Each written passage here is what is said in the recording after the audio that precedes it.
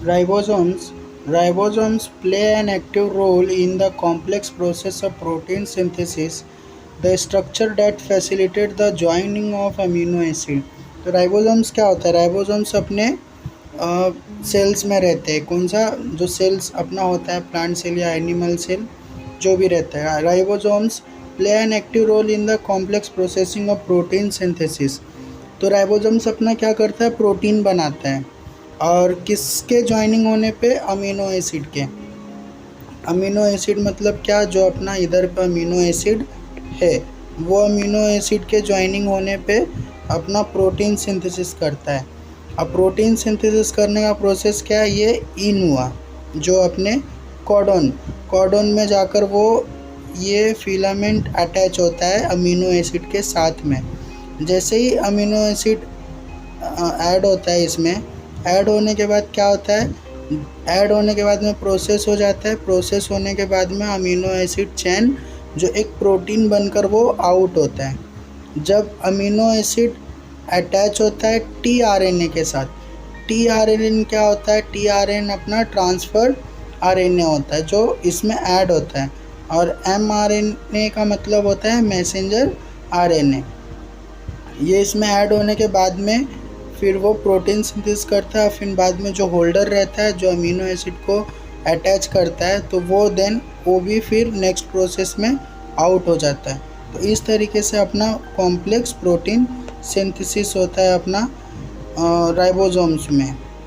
तो ये क्लियर हुआ। Each ribosomes is compose of a large and smaller subunit which are made up of ribosomal protein and ribosomal RNA.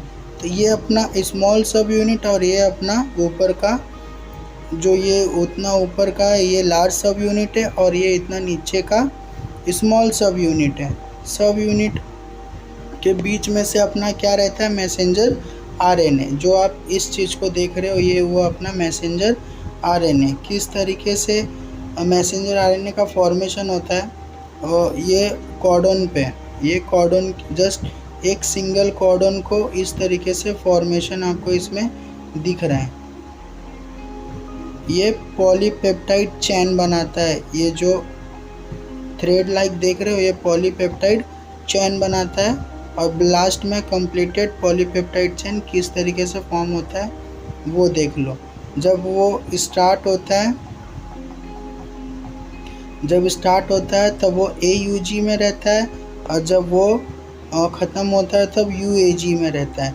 Means अभी हम लोग एक simply manner में देखते हैं। ये AUG, लास्ट में क्या आता है? UAG। इस तरीके से प्रोसेस में वो ख़त्म होता है। Then can be found in group called polyribosomes within the cytoplasm and the alone. हम इसकी बात कर रहे हैं, polyribosomes within the cytoplasm and alone. ये जो पॉलीराइबोसोम्स होते हैं वो साइटोप्लाज्म में अवेलेबल रहता है, और देन आफ्टर वो कभी कभी अलोन अकेले भी पाया जाता है। Occasionally they are attach to the endoplasmic reticulum.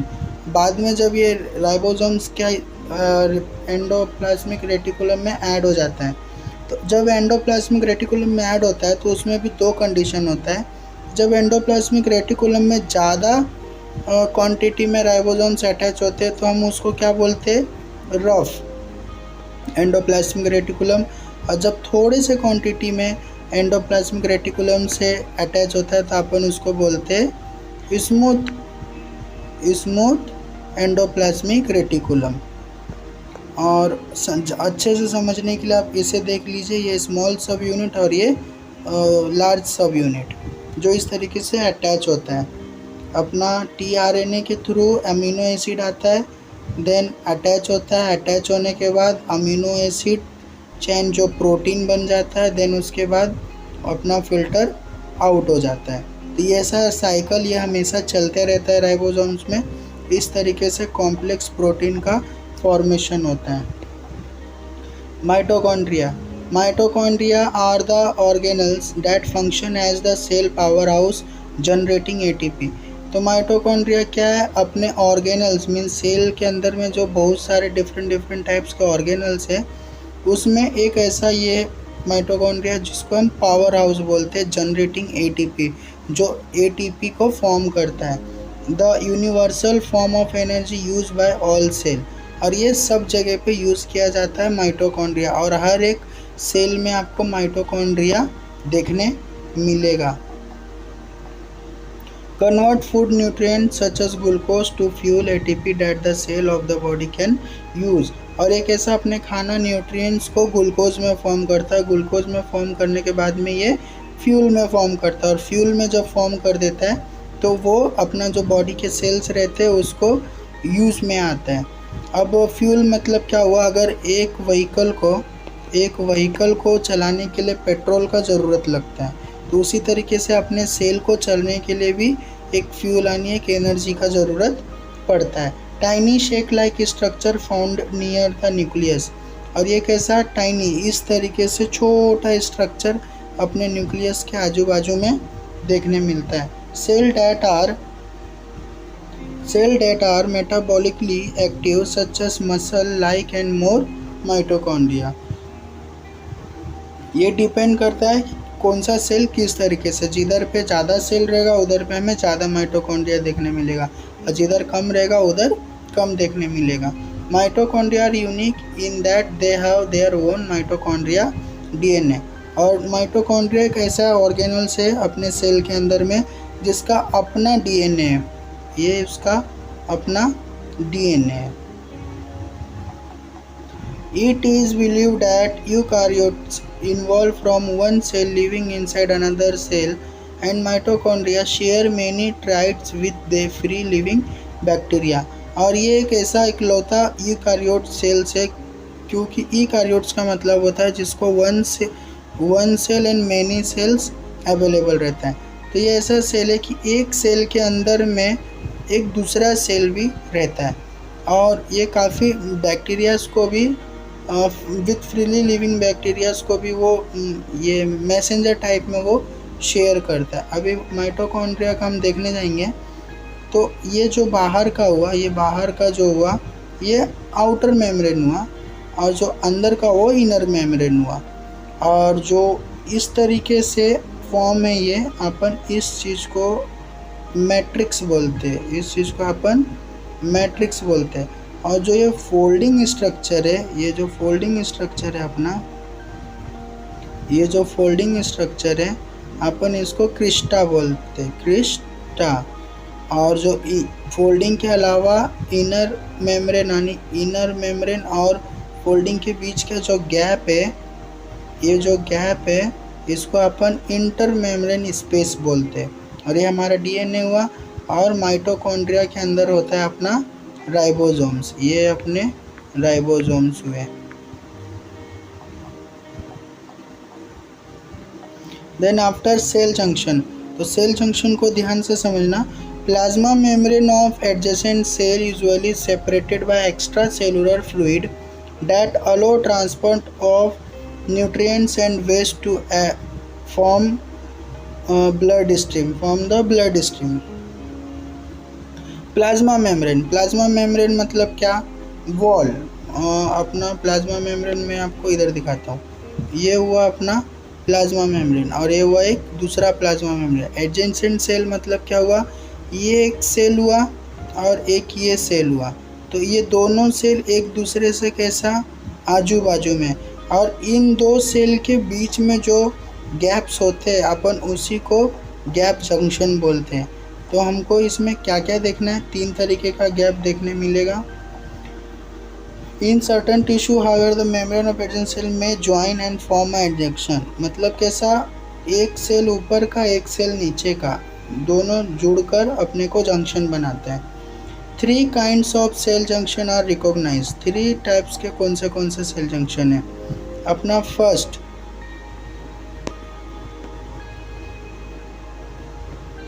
First अपना आ जाता है डेसिमोसोम्स, देन सेकेंड आता है अपना टाइट जंक्शन, एंड तीसरा आता है गैम जंक्शन। तो डेसिमोसोम्स जंक्शन क्या होता है ये देख लो, डेस्मोसोम्स है इधर, डेस्मोसोम्स।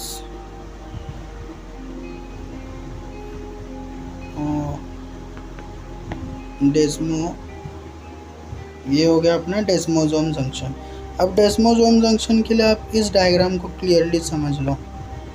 डेस्मोसोम्स एक्चुअल होता क्या है? डेस्मोसोम्स में थ्रेड टाइप्स के बाइंडिंग्स रहते हैं, थ्रेड टाइप के बाइंडिंग्स रहते हैं। इस तरीके से वो थ्रेड टाइप्स के बाइंडिंग रहते हैं। Anchoring junction bind adjacent cell together like a molecular velcro and help form the internal tension reducing network of fiber। तो ये एक सिंपल मैनर में अगर आपको इस तरीके का सेल दिखता है, अगर आपको इस तरीके का सेल दिखता है तो एक दूसरे को जोड़ने के लिए उस टाइम पे अपना डेस्मोसोम्स आता है, उस टाइम में अपना डेस्मोसोम्स आता है। जब भी अपना दो सेल को बहुत ही माइनर से गैप पे किया रहता है अटैच, तो उसको अपन टाइट जंक्शन बोलते हैं। और जब भी किसी सेल को इस तरीके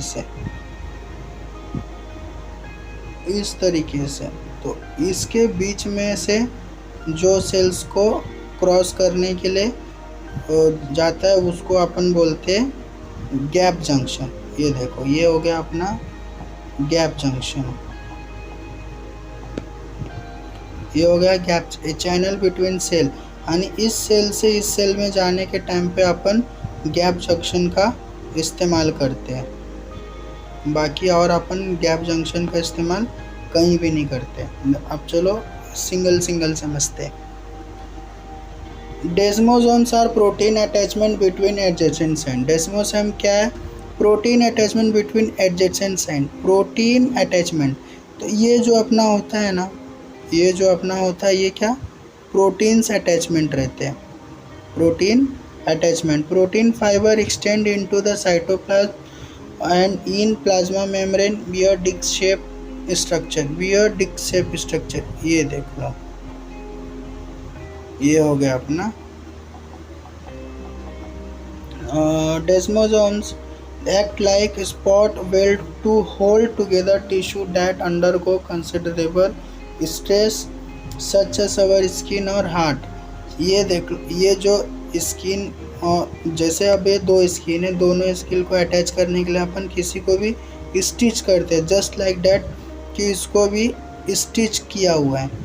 मतलब समझ के यही रखना है कि अगर हमको इस तरीके का फेस आता है, इस तरीके का फेस आता है तो अपन इस चीज़ को डेस्मोसोम्स बोलेंगे। जब भी दो सेल के बीच में एक चैनल है जो ट्रांसफ़र होता है ये साइड से ये साइड, तो अपन उसको गैप जंक्शन बोलेंगे।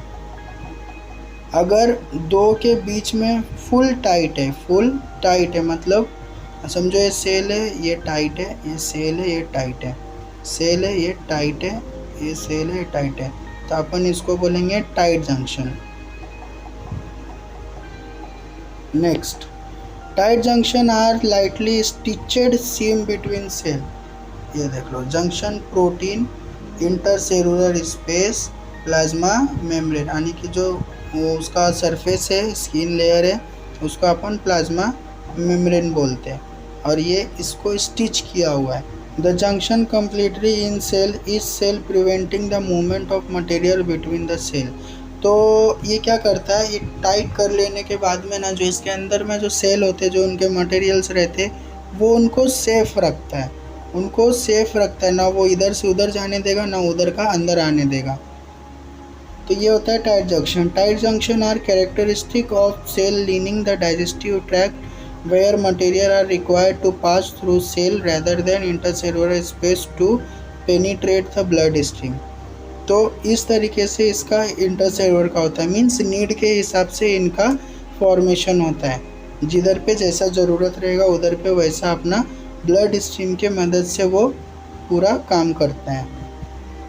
Gap junction are narrow tunnel that directly connect the cytoplasm of two neighboring cells consisting of protein called gap junction are narrow tunnel that directly connect the cytoplasm of two neighboring cells consisting of protein called कैनोक्सोन्स। ये होता है अपना कैनोक्सोन, जिससे अपना जितने भी organelles के fluid हुए या कुछ ऐसा नीड वाले एंजाइम्स हुए तो उसका क्रॉस होने के लिए अपना गैप जंक्शन में जस्ट वो क्लोज और ओपन के फॉर्मेशन पे चलता है, close and open. This protein allow only the passage of ion and small molecule. तो अब जैसे कि एंजाइम और किसी भी लिक्विड को क्रॉस करने के लिए, तो इसमें से कौन से दो पास होते हैं, आयन्स पास होते हैं और स्मॉल मॉलिक्यूल जो रहते हैं वो इस तरफ से वो इस तरफ आ जाते हैं इसके मदद से। जब क्लोज है तब नहीं आएंगे, जब ओपन है तब वो क्रॉस कर लेंगे। तो इसको अपन प्रोटीन बोलते हैं, ये जो आइटम है इसको अपन प्रोटीन बोलते हैं। और उस प्रोटीन का क्या नाम है, connexons. In this manner gap junction allow communication between cell through the exchange of material और the transmission of electric impulses. तो ये गैप जंक्शन में अपना मटेरियल का एक्सचेंज होता है और इलेक्ट्रिक इम्पल्सेस जो है अपने सेल में जो ट्रांसफ़र करता है वो इस के मदद से अपना इलेक्ट्रिक इम्पल्सेस का ट्रांसफ़र होता है।